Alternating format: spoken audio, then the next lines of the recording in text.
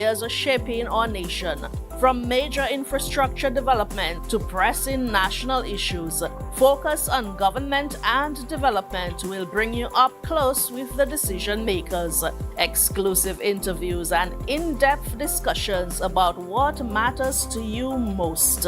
We'll go behind the headlines and bring you the real deal. Focus on Government and Development. Every other Monday, 7 p.m. on this radio station.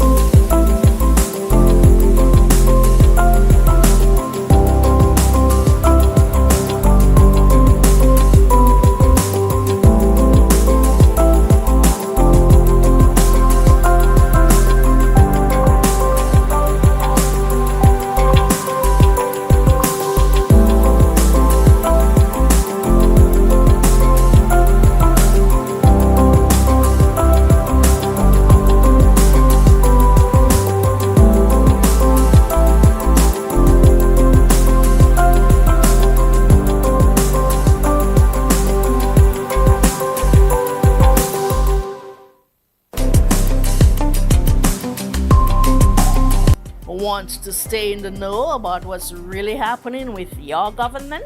Then tune in to Focus on Government and Development every other Monday at 7 p.m.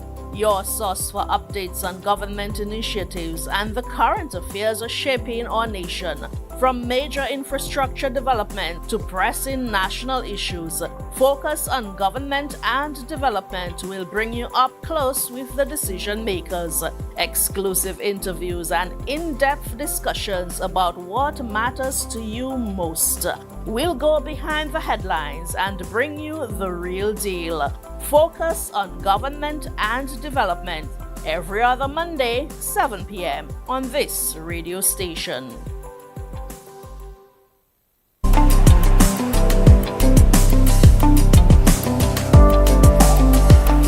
Good evening and welcome to the program. You tuned in to Focus on Government and Development. We are broadcasting live from DBS Radio. We are located on Victoria Street in Rosa Dominica. We're also live on Kyra FM Radio. At 8 o'clock, you can catch us again on Q95 FM Radio. Those of you tuned in via social media, welcome.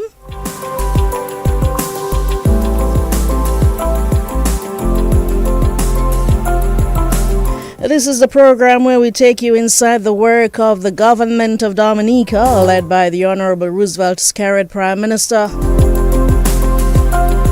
We highlight the policies, projects, and the people shaping national progress, improving lives across Dominica.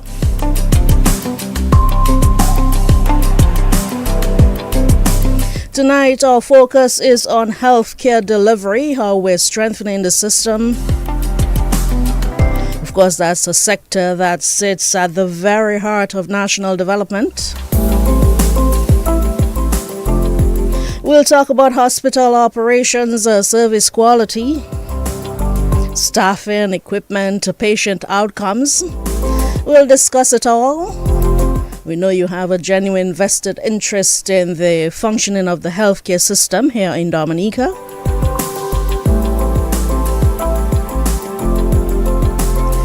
This evening, we are pleased to be joined by Honorable Kasani Lavelle. He is the Minister for Health, Wellness and Social Services.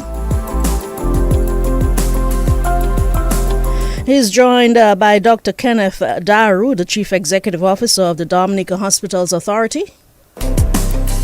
Together, they will share insights into ongoing efforts to strengthen operations at our main hospital.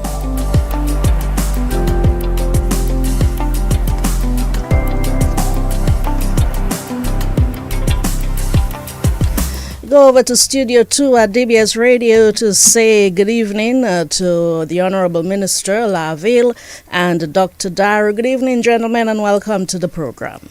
Good evening to you, Dion. Happy to be on tonight. Thank you for the invitation to be here. Dr. Daru, how are you? Of course, good evening, fine. I'm Dion. Of course, compliments of the season to all your listeners, yourself, and of course, all the listeners of DBS Radio. Happy to be back in the studios. Yes, as I have you on the mic at DBS Radio. You've just taken on this new role at the hospital. How has it been going so far? Challenging, but it's a challenge I think that I'm willing to rise to the occasion. I think that when the Honorable Minister and the Cabinet place the confidence in me to be the chairperson, the Chief Executive Officer of the Dominica Hospital Authority, albeit in an interim role so far, I think it spoke to the confidence in myself. Of course, the various levels the various posts I would have held over the years in the health system as a patient, intern, medical doctor, Minister of Health, and of course, most recently the Deputy Director of the Deputy Chair of the Board of Directors of the Dominica Hospitals Authority. So I'm humbled to have taken on this new role, and as I said, it has been challenging, not without its challenges, but challenges that I can see solutions, and working towards them. Of course, the solutions aspect, that's important, and I'm sure we'll get to that eventually. But Honorable Minister, as I mentioned, we'll be looking at a wide range of issues, starting with hospital operations and service quality. Let's get right into the discussion and talk about how the Dominica China Friendship Hospital fits within our government's broader policy vision for healthcare delivery in Dominica. Well, thank you again, Dion. Of course, the Dominica China Friendship Hospital is an acute hospital where we offer a secondary healthcare. Of course, we have a very intricate, broad network where we offer care, primary health care, and the hospital complements that type of care. And when I speak to primary health care, we reach people where they are, and by way of a network of health and wellness centers that we have across Dominica. So we have about 50 health and wellness centers, over 7 health regions or districts, with each of them having a type 3, which is the main, which basically functions like a polyclinic. Then we have other smaller health and wellness centers that are open for specialized clinics and visits at different times during the week or the month. However, the main health centers, the primary or the type 3 as we call it, are the primary centers where people generally access care. The way in which we approach health and wellness in Dominica is we would prefer people to be healthy first. We would prefer people to be well as opposed to accessing secondary healthcare. So that is what we try to advocate through our primary healthcare network. By way of coverage, based on the number of health and wellness centers we have, and when we consider the population, you juxtapose one versus the other, access is about 1,428 to every health and wellness center. So we try to reach people where they are. We also visit homes, provide advice to people, provide care at home as well. We have a network of pharmacies during the various throughout the various regions throughout Dominica. So, of course, access to our hospital, Dominica China Friendship Hospital, is more or less for acute cases, critical cases, accidents, and emergencies. Of course, we provide specialized care there, follow-up clinics, outpatient clinics, and a wealth of services, wide scope, wide array of services at our Dominica China Friendship Hospital.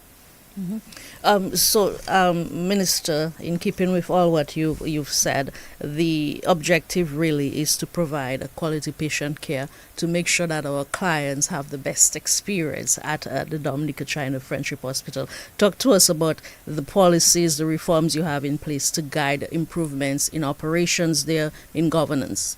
Well, of course, one very important reform or transition that we would have seen would have started in 2021, and that's by way of the transition in terms of the governance structure and the operations of the hospital, and that is when through Parliament we would have then passed this new legislation, which is the Dominica Hospitals Authority Act of 2021. And this reform was very important in terms of the way that hospital administration was seen, to move to a system of centralized governance with a dedicated authority that is governed by a board. The intention was clear. The hospital, by way of the tremendous investment, the millions of dollars of investment that we had implemented to increase in terms of size and scope and services, we recognize that with such a growing institution that we need to change and alter our governance structure to be more focused, to be more responsive, and to offer more professional management.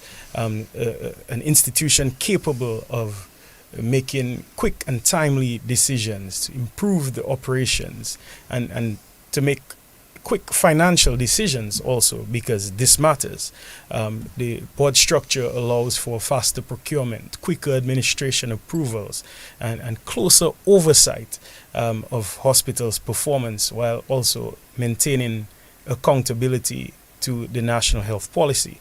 And hence the reason why the minister continues to give oversight to the Dominica China Friendship Hospital, to ensure that there continues to be alignment with national policy. So we give guidance, we give good counsel, of course, but we do not get involved in the day-to-day operations and management of the hospital.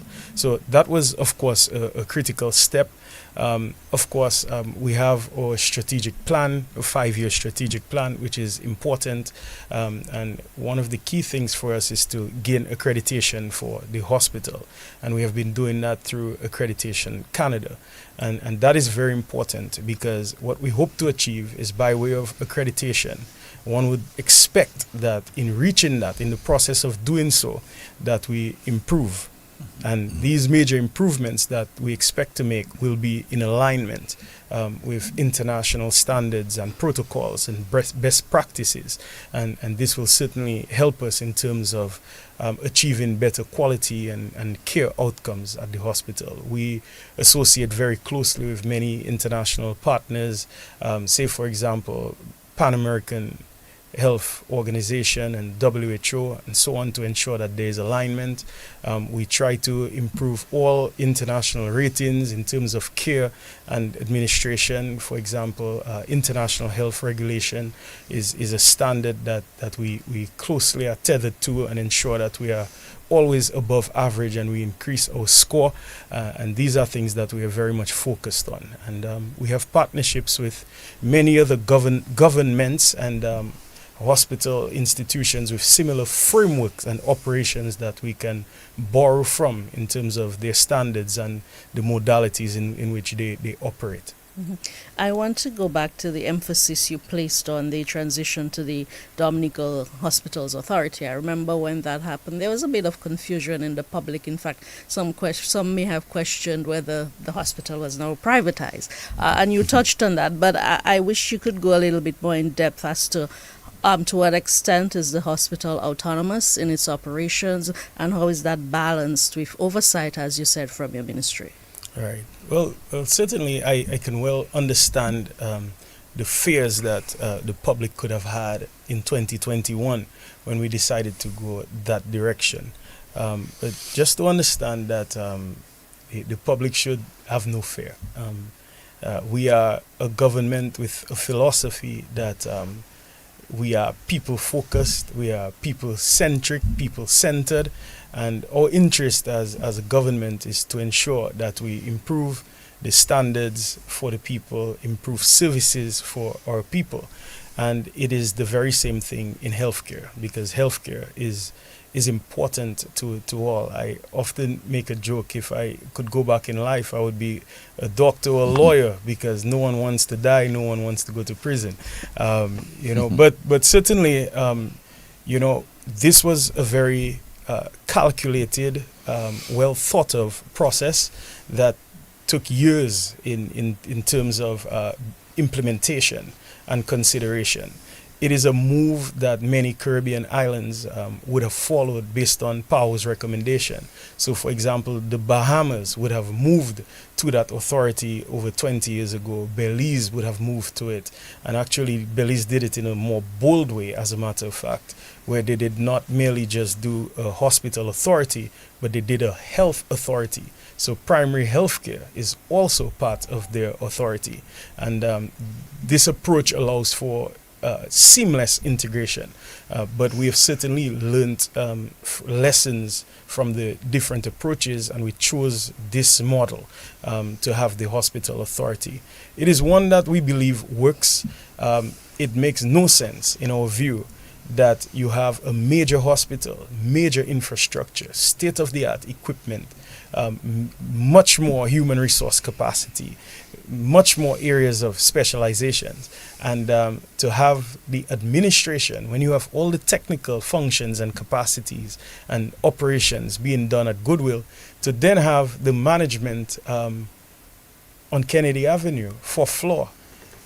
We believe an acute hospital with critical care services needs to be more agile in terms of its functionality, and that is what we are allowing in terms of of having a different governance structure with a board and managers, with a CEO and directors and people who can make decisions on the go to ensure that we can offer critical services and make cutting-edge decisions for people, clutch decisions at the right time, without the bureaucratic red tape that can sometimes follow with more complex governance structures. So we are simplifying things. So I can certainly say that, in hindsight, we could have done a better job in informing the public of what was happening.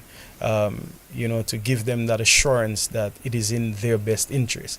It was never an issue of privatizing the hospital. Based on the mandate that we have, and the direction and the policy guidance from the Prime Minister and the Cabinet, we believe that healthcare should be accessible, it should be equitable, and it should be low cost or no cost to as many people as possible. And with that being the case, we have been ahead. And I recall, it's my pleasure to sit next to a former minister, because it's during his tenure, Dr. Daru, where we would have taken that bold decision in the interest of people to ensure that the vulnerable groups, which would be under 18 and over 60, would have been exempt from fees at the hospital. And, these are things that have continued with the authority. And there's no plan to to change that policy in any way. And if anything, we maybe need to strengthen it by way of legislative action. And you can clearly see that we have been leaders in terms of being champions of the people, because that action which was taken under Dr. Darrow's stint is in alignment with the United Nations Sustainable Development Goals in terms of equity and accessibility of healthcare. And these continue through the hospital authority. So the minister is very involved. I have an office at the hospital, but I am not a micromanager. I have full trust and confidence in my board and in my CEO and the administrative staff. So there's no need for me to sit at the hospital. I prefer to touch base with people and listen to the experiences so that we can ensure that we improve services and our offerings and the experiences of the people.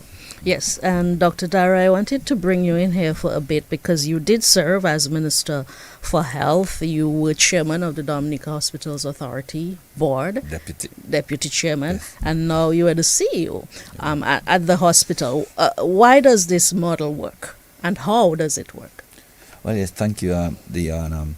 Again, as I said in my introduction, that it really gives a different vantage point. Me sitting in the chair of the CEO, as I said, I've been through all strata, of the health system. I mentioned patient, intern, doctor, and it's funny that the minister mentioned, his oversight, and it's important, and he will tell you myself as a CEO, if you look at the organogram as it pertains to the structure of the DHA, I think the CEO is answerable to the board, chairman of the board, and of course in turn the minister.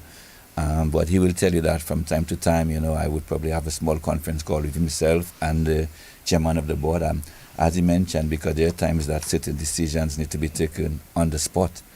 And again, I'm bringing back to the topic of enhancing patient care, where decisions have to be made. And of course, as I said, given that the minister has the overall, the minister and ministry has the overall oversight, of the authority that is done. And of course, I welcome. I've assured them that the authority will always be aligned with government's policy. He mentioned the under 18 and over 60. And also in terms of requests from primary health care, because primary health care is free in Dominica. So laboratory tests and others will be done absolutely free when accessing the lab at the hospital. Because in fact the lab is still under the jurisdiction of the Ministry of Health. So as he said, it's having an on-site team. An on-site team.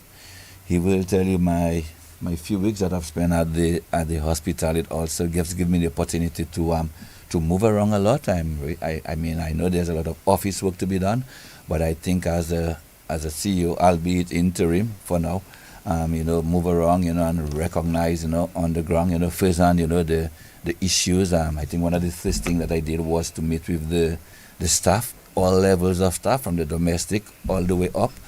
As I said, to give me an insight as to the issues. And of course, some of them I would have discussed with the minister, and we already putting things in place, the issue of job security, job tenure. Because one of the things that we recognize is that when the hospital was built, it was built, of course, with a lot more square footage, floor space, a lot more offices. And then I don't think the human resource part of it was never really addressed in any substantial way. So we find that we brought in a lot of staff to fill in the gaps, so to speak.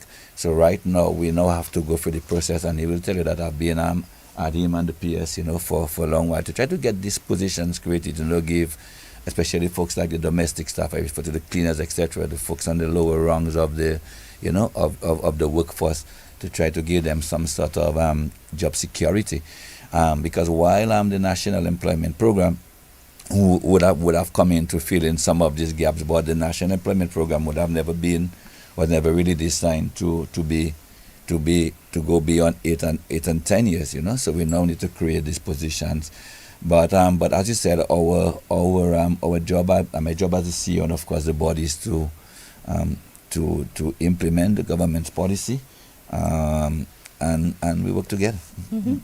Minister, throughout this discussion, just 20 minutes old, we've mentioned a couple of times patient care and patient outcomes.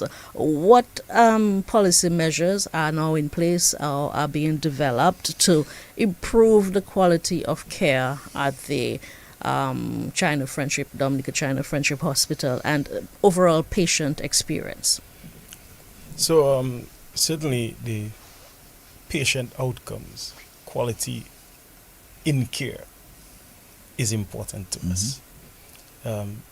We often call government workers public servants or public officers, and with that being the case, we want to ensure at an institution or facility like a hospital, when we see people come in the most vulnerable states, you have people who sometimes come in critical situations where they cannot speak, they cannot communicate their circumstance for whatever reason.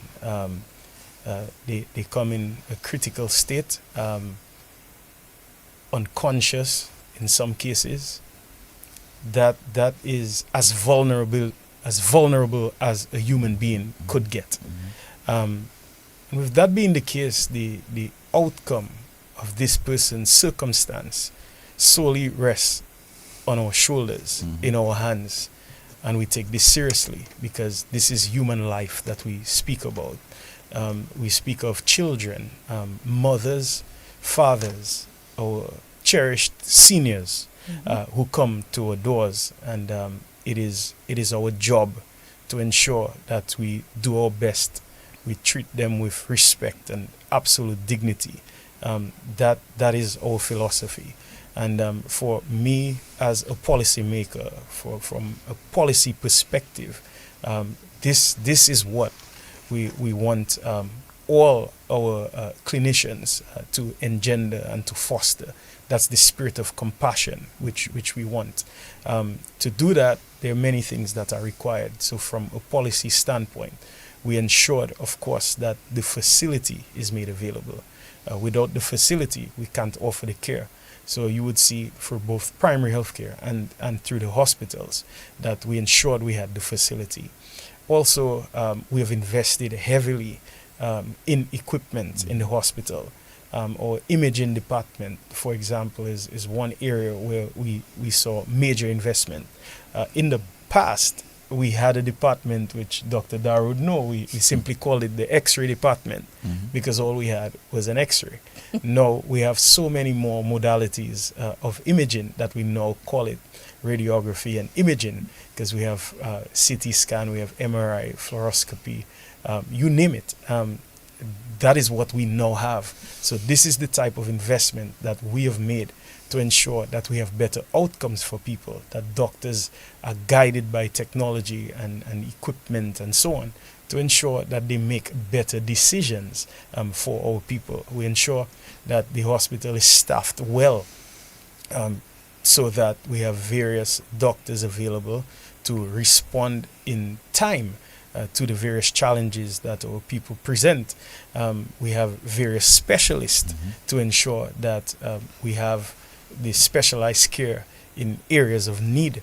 And we, over the years, and even just this year, we've introduced new areas of specialization. Neurosurgery was something that we never had, but with the frequency of serious head injuries and spinal injuries and cerebrovascular accidents that our people experience, that we felt the need to invest and to ensure that we expand this area and to have this department for neurosurgery. And so all these are, from a policy standpoint, critical things and decisive decisions that we make to ensure that we provide an environment that can provide to our people good care that is accessible to all. we have invested heavily, and not only that, in terms of our standard operating procedures, we have seen major improvements in that. There are many things that we saw at the hospital in the past, based on the experiences of different doctors and clinicians. They would bring their best to the table, but we have done even better to try to standardize where possible, and to use guidelines, best practices and protocols from PAHO and different hospitals who offer that type of service, to ensure that we are streamlined in terms of our service offerings. In terms of record keeping, this is something that we've improved on. We do case studies in different cases. I recall we having a maternal death sometime last year, and we did a case study, and met with all the doctors and everyone who was present in that particular case management to understand and review the lessons learned and what could have been done differently and how we're going to optimize. This is standard practice for us at the hospital, and these are things that we have introduced to ensure that we have better outcomes. We also lean on the expert guidance of people who have had experiences in quality management internationally. I believe it was last year or a year before, we had a consultant from Barbados who worked with us for 9 months to increase and improve our protocols or standards at the hospital and generally in public health. So grateful for PAHO for supporting us in that area.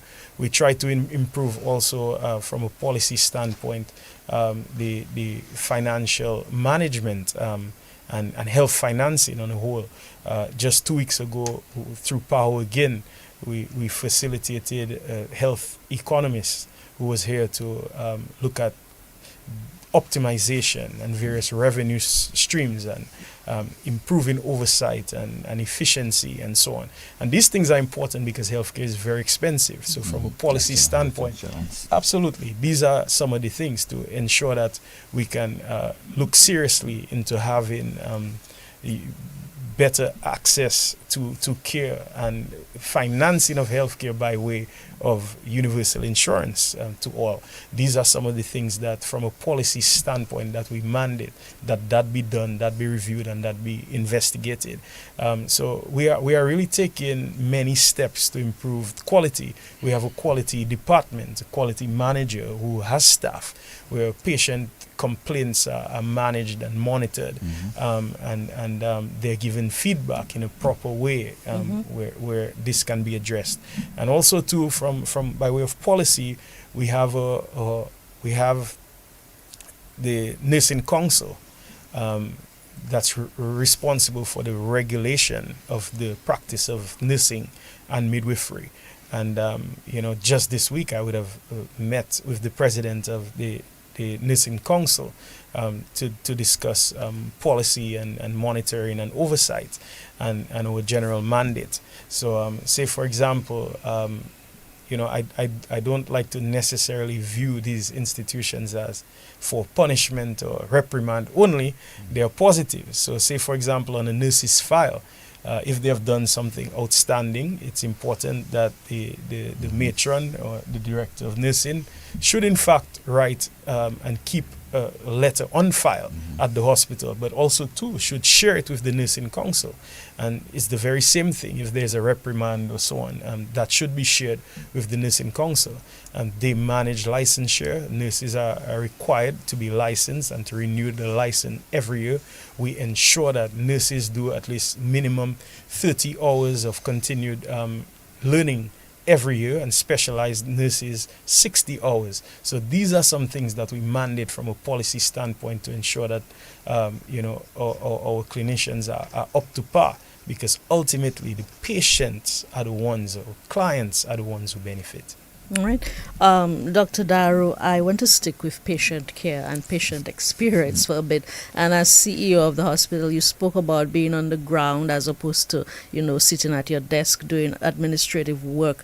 And I want to touch on the softer side of things, words like dignity and communication and compassion. How, as a CEO, do you plan to ensure that patient experience is improved? And I say improved because when we do hear feedback about the hospital, it usually has to do with how people feel when they go to the hospital, to the emergency department, etc. How do you intend to address these matters? Okay, thank you. Honestly, even after listening to the minister, speech, I think he left very little for me to say, and I think he handled it quite brilliantly as it pertains to patient support.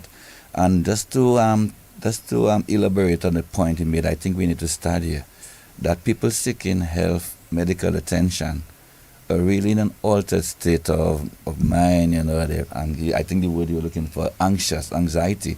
They're either sick or accompanying a loved one who's sick, and they're looking for answers.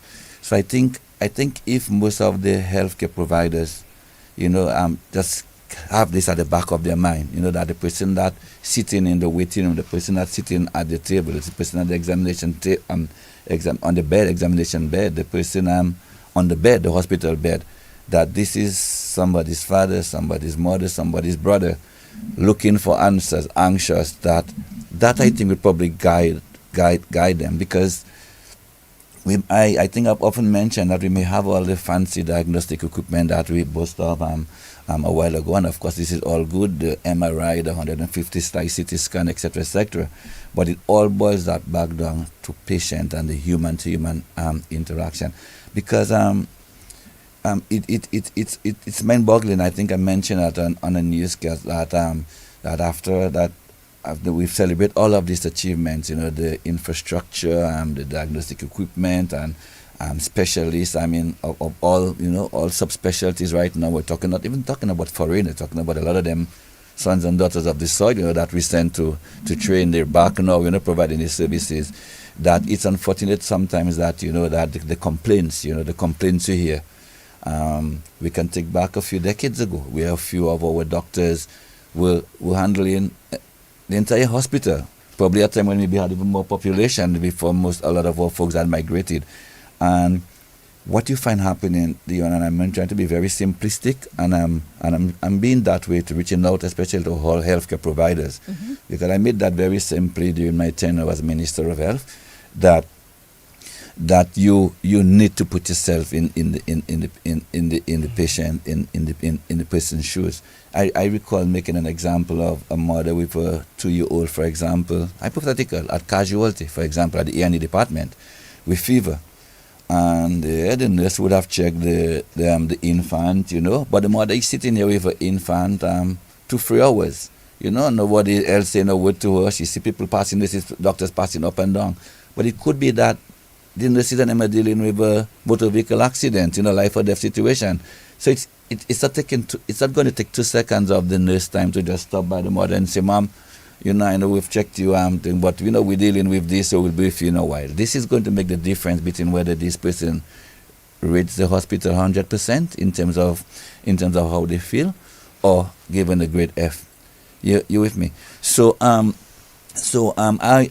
told, I try to be very people-centric in my approach, both management and also myself, being a medical doctor also, which should come with intrinsic caring for people, and caring about how people feel, and even your facial expression, your body language, these are things that do not require money. And while, as I said, we will take care, I'm sure we're in discussions with the Ministry of Health, the policymakers, certain remuneration packages, and I think the minister, left out maybe a very important part. I'm not sure if I should leave it for him to say.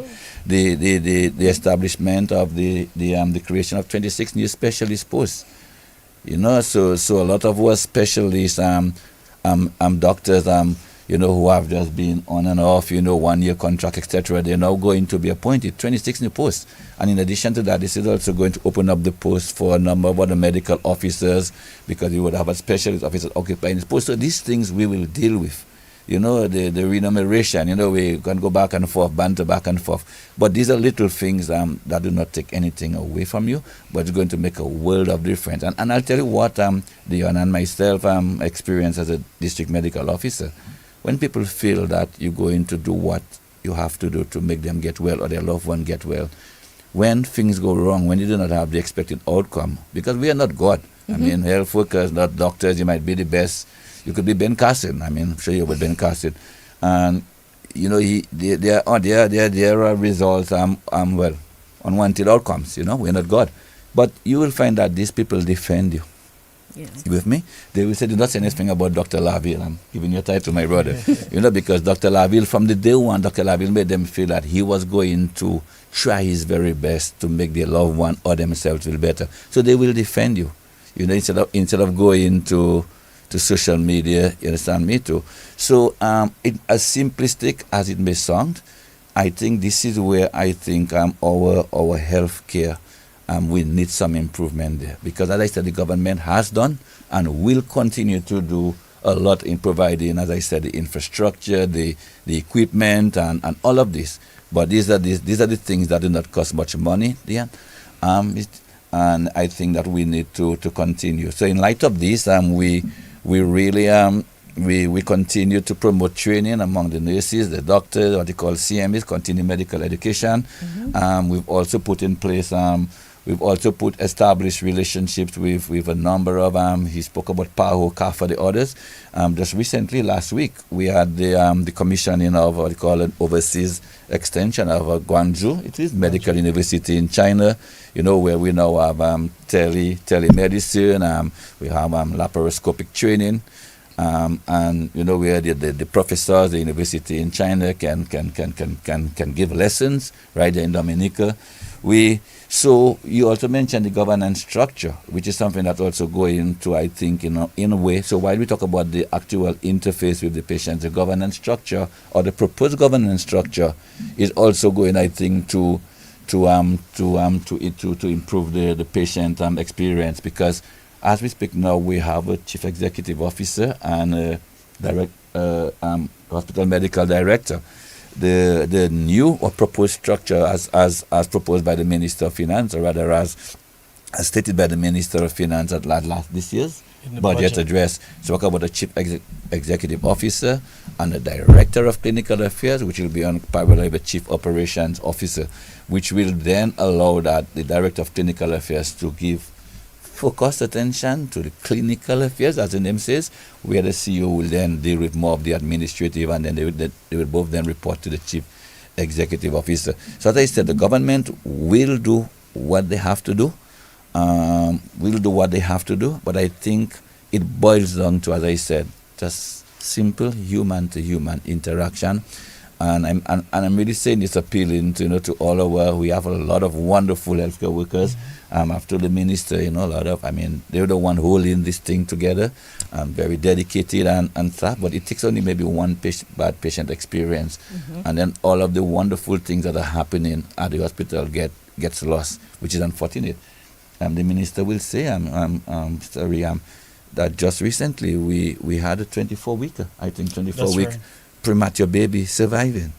I think we spoke about it in the preparation. 24 weeks, that's like almost a month before what they call the surface, the lungs can function. You with me? Yes. So this is a success story, but what happened? It gets lost because somebody encounters an orderly who is maybe not so polite. Somebody encounters a nurse who is not so, you with me? Somebody encounters a doctor who's probably having a bad day and, probably just maybe just forgot momentarily, maybe. It could be a wonderful doctor, but just momentarily he forgot that, hey, this is a patient or this is a brother, sister at the bedside. So this is going to really be my focus. Because as I said, without the human resource and the being both in the quality and quantum of the human resource, that all of these wonderful things like the CT scan and they get lost in. They get lost there. Yeah, I want to pick up two threads from what Dr. Dara was talking about, because Minister, even as we emphasize patient outcomes and patient experience as very important, we have to consider to our healthcare providers and their well-being, their needs, their state of mind. So you're saying that we are emphasizing also support, training, supervision, making sure that they are taken care of. Absolutely. And it's important to note that I came on as Minister of Health about 3 years ago.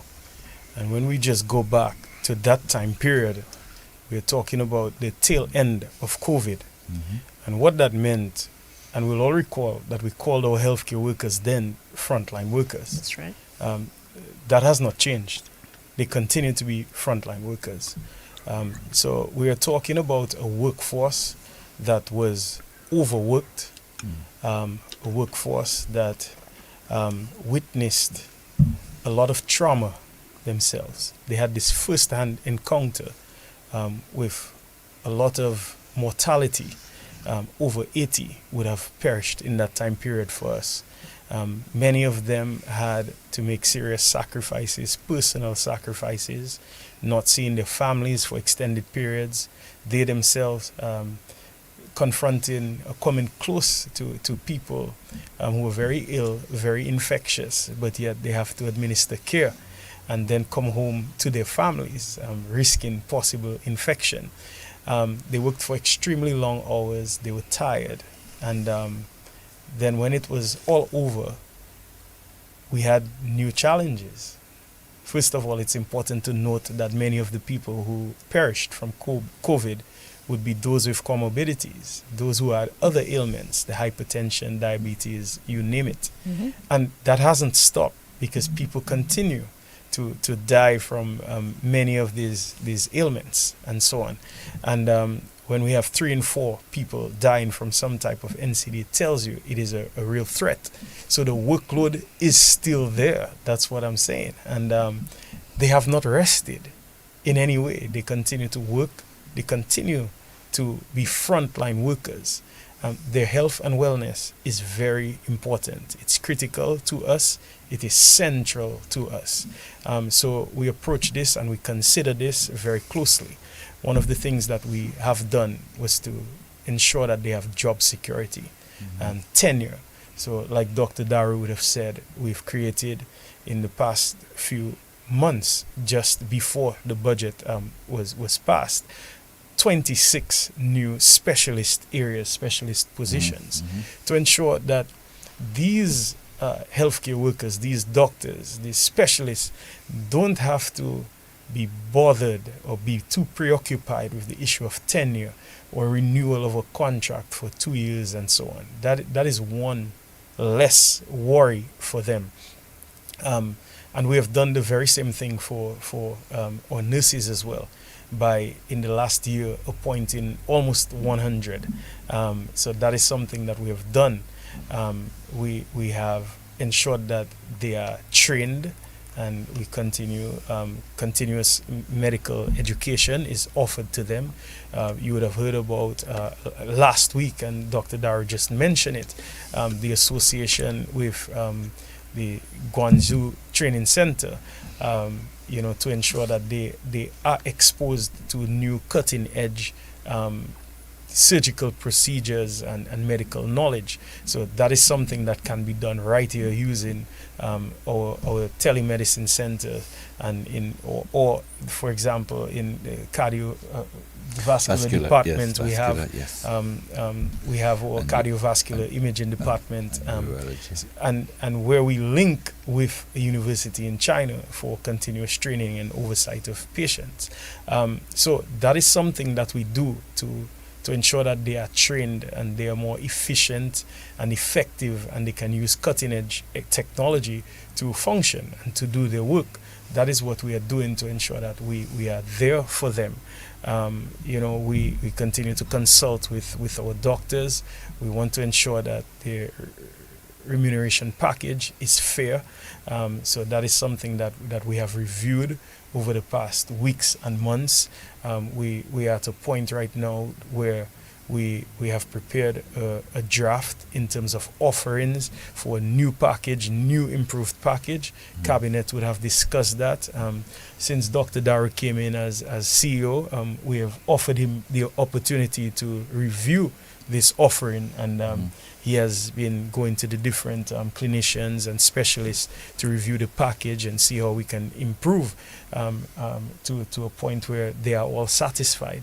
So this is the type of engagement that we're having so that our Dominican doctors can have that dream right here in Dominica. So we have in fact been doing a lot.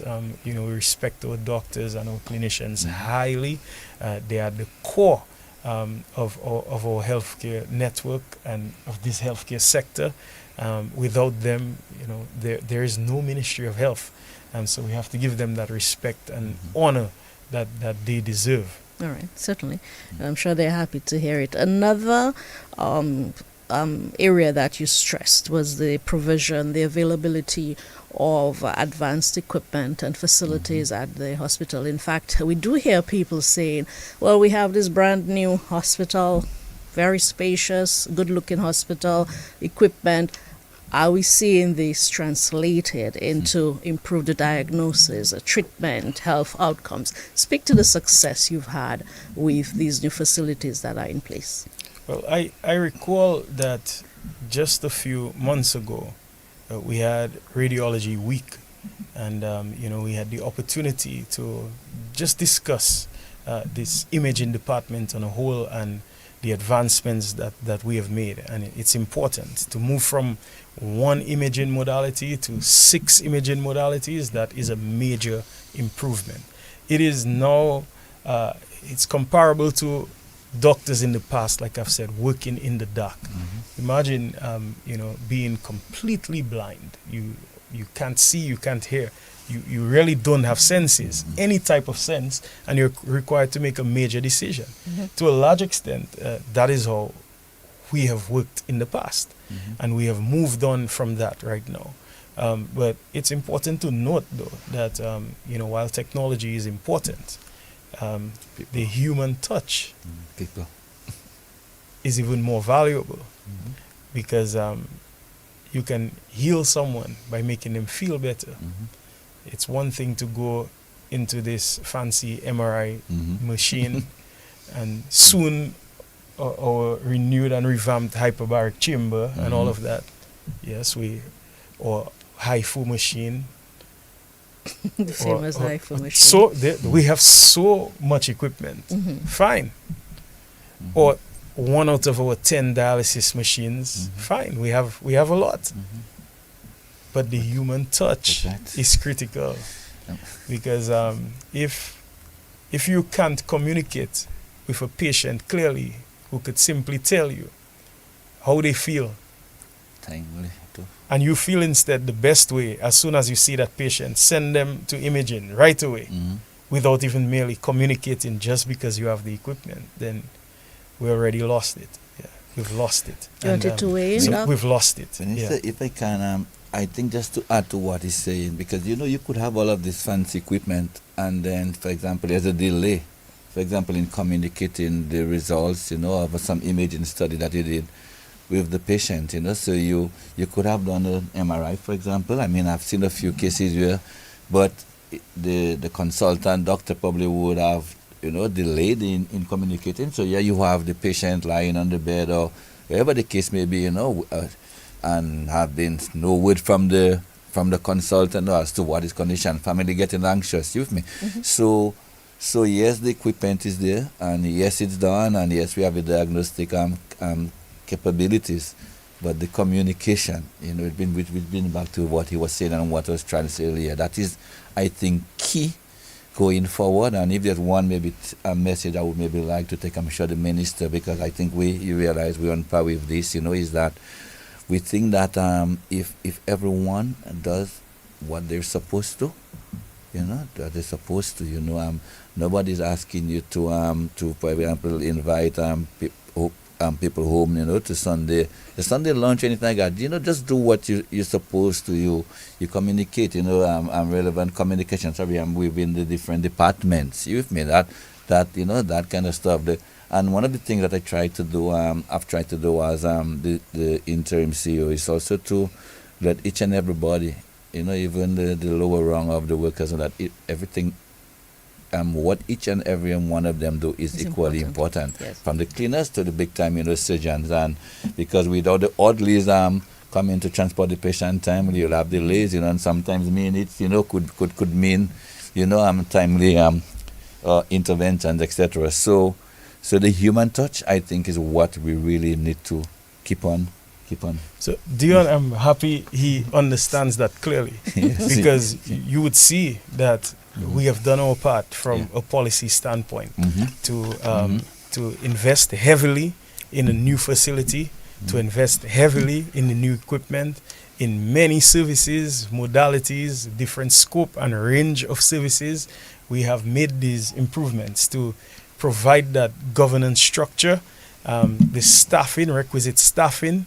So now Training. it is his job, the CEO and the rest of the elite team at the hospital, to now connect the dots on a daily basis, on a timely basis, to ensure that we have the outcomes that we desire. Minister, even I think the whole accreditation process that you mentioned earlier by itself, is something that will ensure that, checks and balances are done, because the accreditation process is a really grueling one. I'm sure the minister is very familiar with this, where, a number of boxes have to be checked, and among these would be patient quality control, patient support, etc. We mentioned the patient support in the new budget support unit, but the minister quite eloquently expounded that we do have a quality control department at the hospital. So what we're thinking is, in keeping with, of course, implementing the government's policy that this patient support unit, that what it seeks to achieve, whether it could be implemented, whether it's been beefing up the quality control unit with the requisite staff, to do the work of the patient support unit. So as I was saying, even the very accreditation process itself, because the accreditation process speaks to everything. I mean, the lab processes, the imaging processes, as I said, a space where patients can vent, and their concerns documented, and all of this. So if we need to get any pedagogic services, meaning that, whether we're an institution where we allow for learning for medical students and medical graduates, etc. So if we can check, maybe not all, most of the boxes within this accreditation process, I think the hospital will be well on its way. And of course, as I said, more importantly, that our healthcare providers, especially those who interface with the public, understand that the person that you transporting, the person that you're talking to, the person that you're taking the temperature, the blood pressure, this is somebody whose anxiety levels will be, all the way high. And I think if I think to have that at the back of your mind, Ian, Yeah. I think that we should, I think we will get there. Yeah. There's one other matter that I wanted you to address, because sometimes I feel my job is to bring the concerns of the public for responses, for solutions.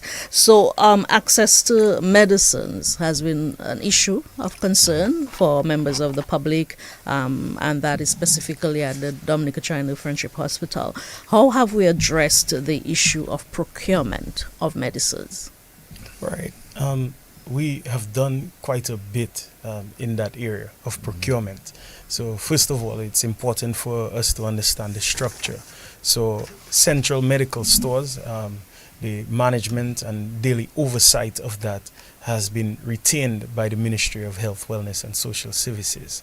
All right. So we do most of our procurement through OECS pooled procurement, right? And that is something that, while we have been party to that since the 80s, recently we have been using that service much more. And the reason why we have done that is to ensure that by way of pooling our procurement as a region, economies of scale, the benefits from that we believe, if we can have all the OECS islands procuring together, we benefit from a better price. Not only that, we believe that doing our procurement through OECS PPS, having various pharmacists and access to the laboratory at CAFA, or pharmacovigilance and the checks and the requirements to ensure that there's no biomimicry of the drugs and so on, and that they are market ready and safe for use by our people. All of that is done through OECS pool procurement. So that is something that we have instituted and implemented. Not only that, we have improved our forecasting. And one of the challenges that we had in terms of the transition from the way the hospital was managed and administered, we would have somewhat dropped the ball in terms of forecasting, because for the most part, the way it worked as one system, that it would be seen as staff from Ministry of Health, but with the division in terms of having different responsibilities, the requirements for forecasting, in terms of ordering and requisitioning drugs was now done by the Dominica China Friendship Hospital. But what we realized was that the skill set of forecasting was with the Ministry of Health, Wellness and Social Services. So that was a gap that we soon saw. So we had to ensure that there was better balance, that we could respond to that and fill that void, and better share the resources within the hospital and the ministry in that area. So we've been able to bridge that.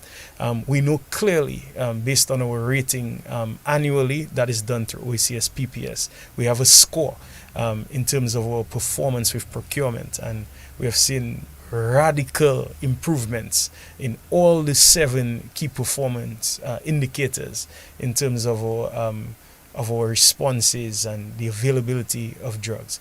One thing that's important, because I certainly am someone I'm tethered to honesty very closely, and I know some people who are listening and wondering why they can't get certain drugs at the pharmacy sometimes, or in some cases every time. The fact is, with central medical stores, we order based on a drug formulary. So this is the drug list that we use of largely generic medication, largely. And it's not a list that we created at the Ministry of Health. We're using an OECS drug formulary that was put together by pharmacists, by doctors, by care providers. And this is regionally accepted. And so in terms of our rating, we are rated and scored based on the medication, the drugs from the formulary.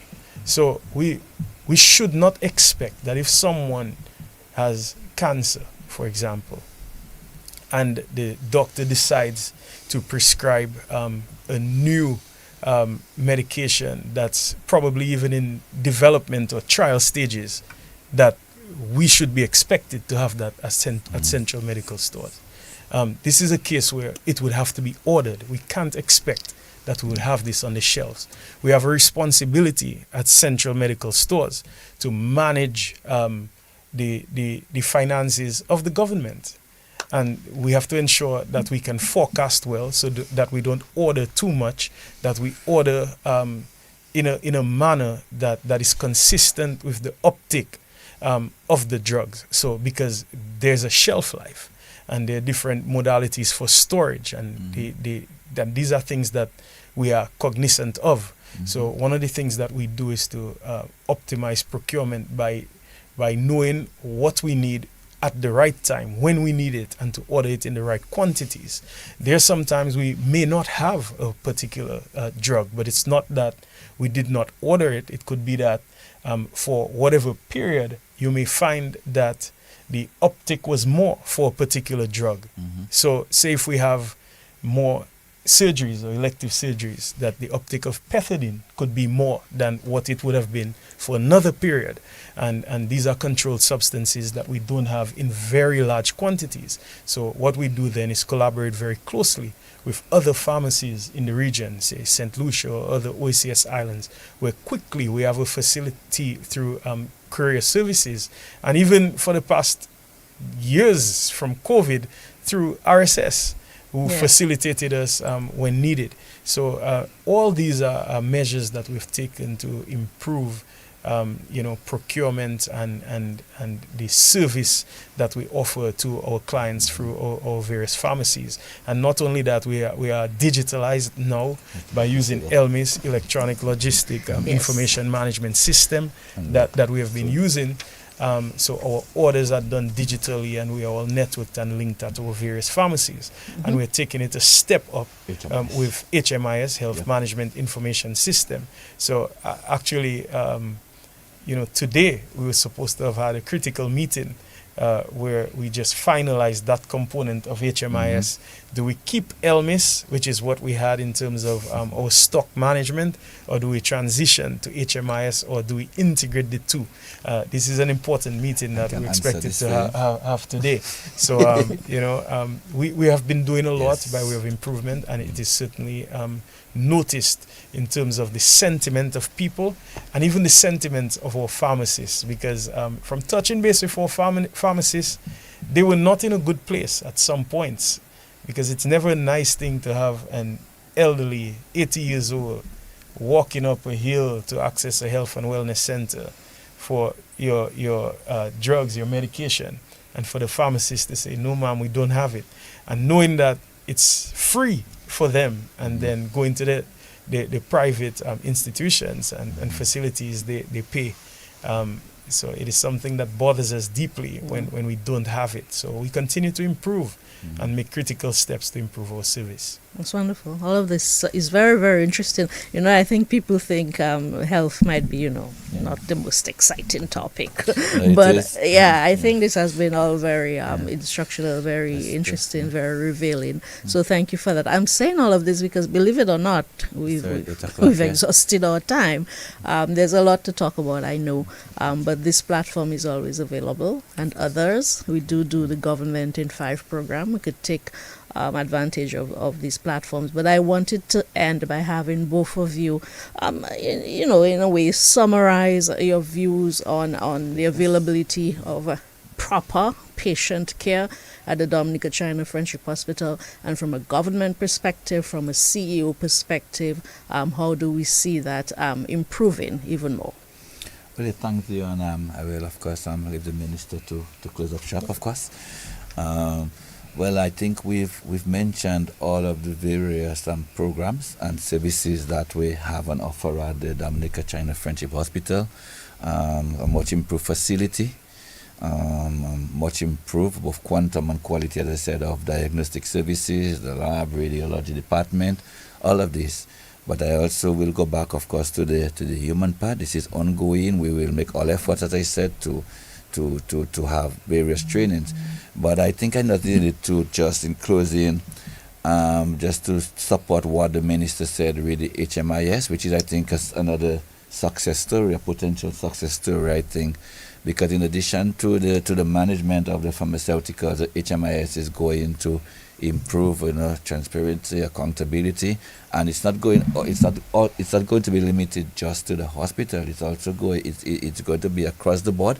So it means that all the various health centers, in terms of stocks of medication and other consumables, will be live, and we're in an advanced stage of this. I think we were supposed to go live, I think, sometime this month, but I think we've identified a few gaps that are being taken care of. And another thing, I think the minister, I think I'm hinted at earlier, really accreditation process. We mentioned our green energy minister, and recently we commissioned a massive solar system at the Dominica China Friendship Hospital, 89 kilowatt that is going to be fed back into the grid, and we're now talking about a phase 2 of where we're going to now speak to storage, so that critical parts of the hospital can still function if the grid and, of course, our backup generator, I say, God forbid, fails. So that's another massive step, that will probably go a long way into ticking many boxes in our accreditation process. We also commissioned recently the operating theater at the A&E department, and I think we mentioned that this is major, huge. Yes. This is huge. We're talking about time, about where we are. In critical surgeries, where time is of the essence, where minutes can make a difference. So.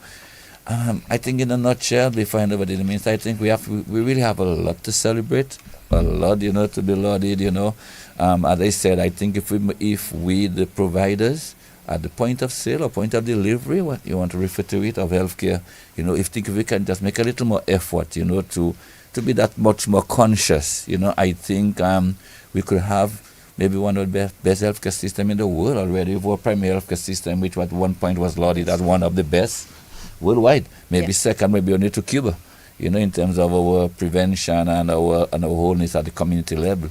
So I think this is a vision that that I share with, together with the government and the honorable minister, that we get to this point where the point of service, the point of care, can be on par, with the services that are being offered. Thank you. Mm-hmm. Thank you. Yeah. Thank you. Thank you. I'm impressed by my CEO.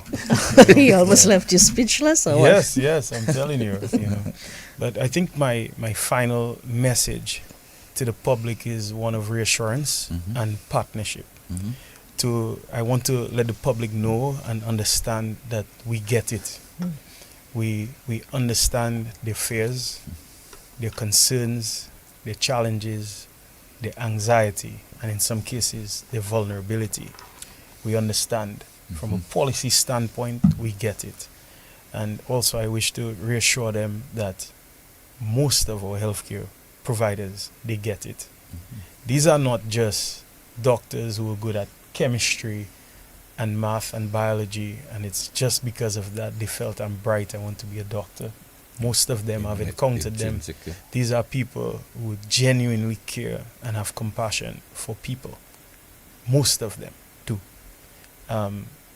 We, from a policy standpoint, get it to the point where we invest more than the 6% of GDP that is required internationally based on PAHO's advice to us.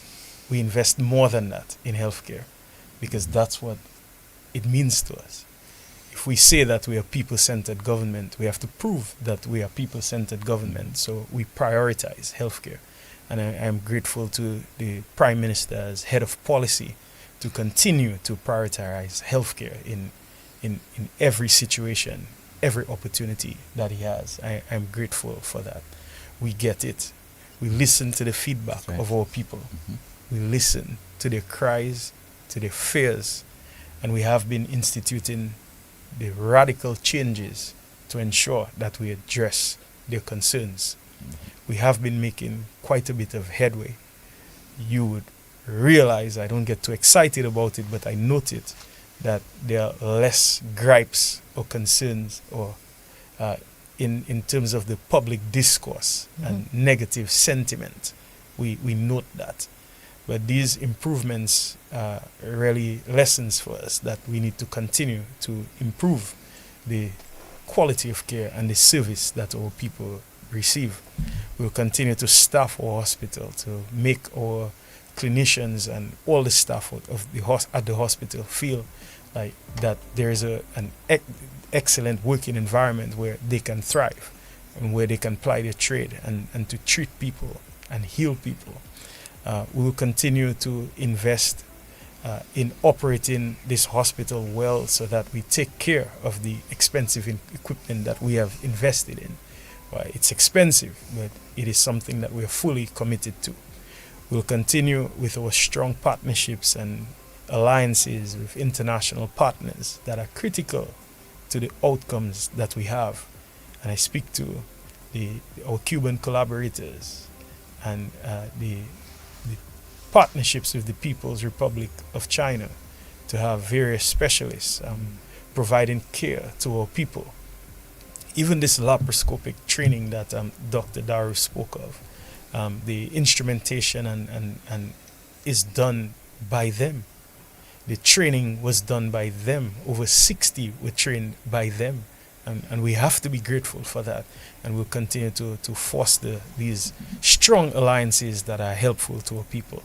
I'm asking that people continue to engage with us, because while we do our best with policy, while we realize that people receive care, if there's no participation between people and policy, then we'll have challenges. We'll do our best to improve our modalities for communication and reaching out to people, letting them know and understand what we are doing and what is required of them as well. We want people to follow medical advice, adopt healthy lifestyle, because it is very important that they listen to the medical education that is provided from our various units. We would prefer that people are healthy and well as opposed to accessing care Okay. at an acute hospital. We would much prefer that. We are, I want to reassure people, very importantly too, that we are not a referral hospital. And I mean that we continue to invest in the specialists and the human resources that we need to ensure that we provide the best care to our people. ICU, we have an 8-bed facility, something we've never had. Life support equipment where we deal with the most acute cases. We've been doing well. We've been lauded by institutions in the French islands for the type of first-hand care that we've provided to stabilize some critical patients. This is what we offer. I want people to feel safe, to believe in our hospital, that when they come to our doors and these hallowed walls, that the first thing that they think of should not be a transfer, but to have the confidence in our people that we can do it. They've been trained by the same advanced universities around the world. We recently had a trauma symposium where we had, medical doctors from Dominica. Dr. Joseph? Yeah, DeAndre Joseph. DeAndre Joseph, Yeah. a Dominican doctor doing great things in New York, coming to have a symposium on trauma. This is what we continue to do to ensure that we are at that level. We don't claim to be perfect. We'll continue to improve. We'll continue to get and attain accreditation. But we want people to understand that we get it. Very emotional. You feel emotional, Dr. Darrow? Thank you so much, Minister, for these closing remarks. We do ask for the support of the Dominican people. As the government of Dominica, the Dominican Hospitals Authority continue to put the systems in place, make the necessary improvements to provide you with quality health care. Gentlemen, once again, thank you so much for joining us on Focus on Government and Development. Good evening to you both. Thank you. Thank you, dear. All right. You're invited to tune in every other Monday right here on DBS Radio, Cairo FM, and then on Q95 FM Radio for Focus on Government and Development. My name is Dion Dira Smith, bidding you a good evening.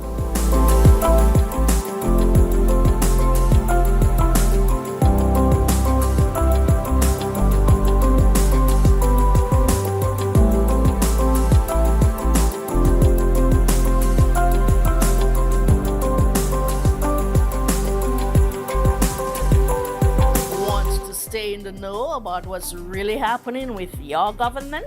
Then tune in to Focus on Government and Development every other Monday at 7 p.m. Your source for updates on government initiatives and the current affairs shaping our nation, from major infrastructure development